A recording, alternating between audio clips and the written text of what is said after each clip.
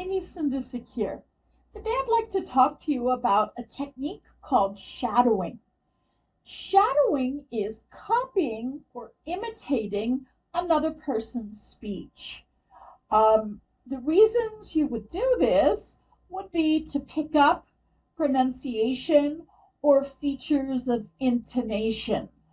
Let me show you an example.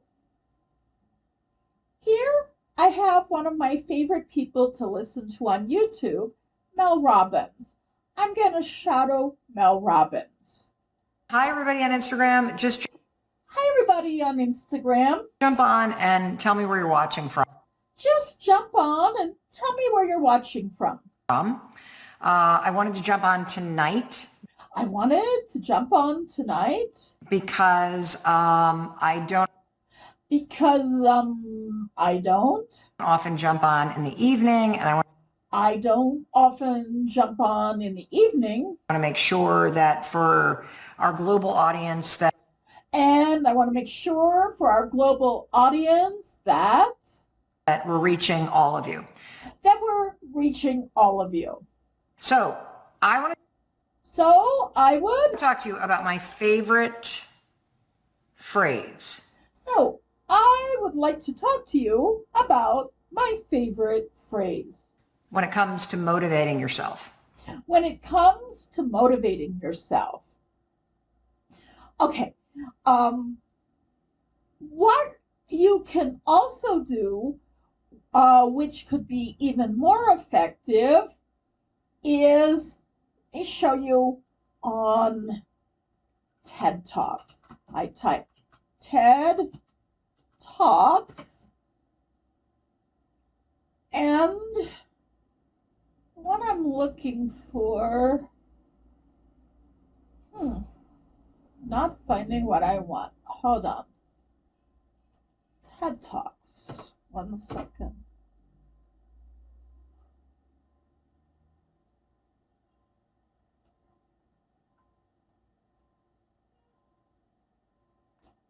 Funny, when I want something, I'm not finding it. TED Talks. Aha, I'm on YouTube. That's the problem. Okay. TED Talks. Okay, this is what I want right here. TED Talks. And then let me choose one. Just a moment. Here, how Phyllis Wheatley captured the attention of the world. So now that I've chosen the TED Talk, I'm going to get the transcript. This transcript could be copied and pasted.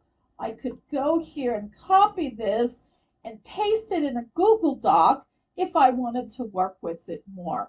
I'm just going to demonstrate the technique, just looking here, and you could do that later if you wanted to.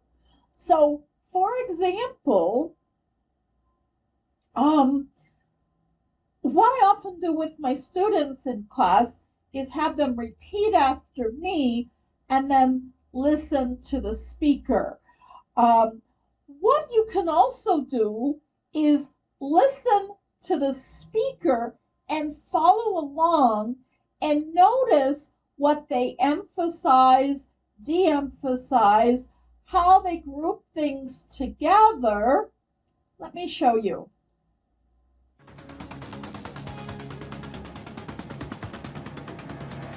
That, okay.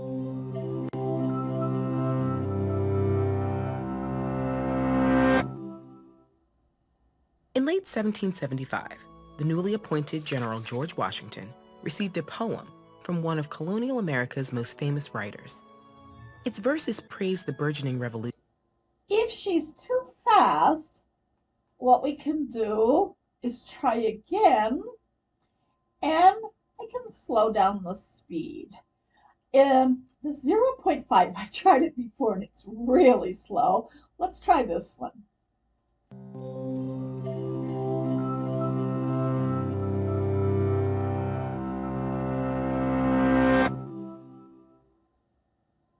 In late 1775, the newly appointed General George Washington received a poem from one of colonial America's most famous writers.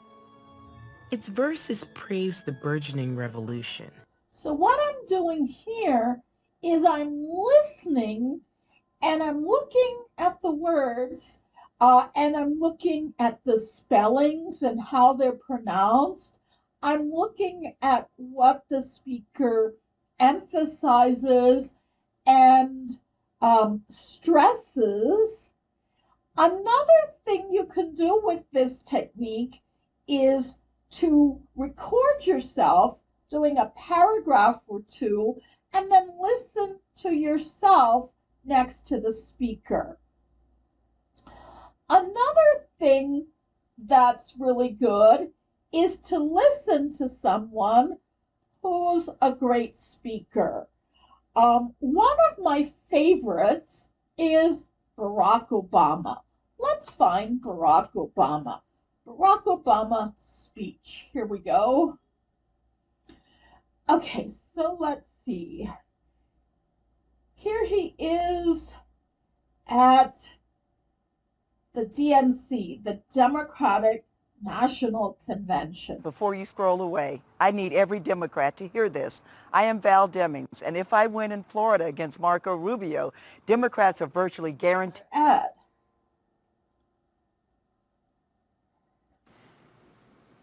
I'm in Philadelphia, where our Constitution was drafted and signed.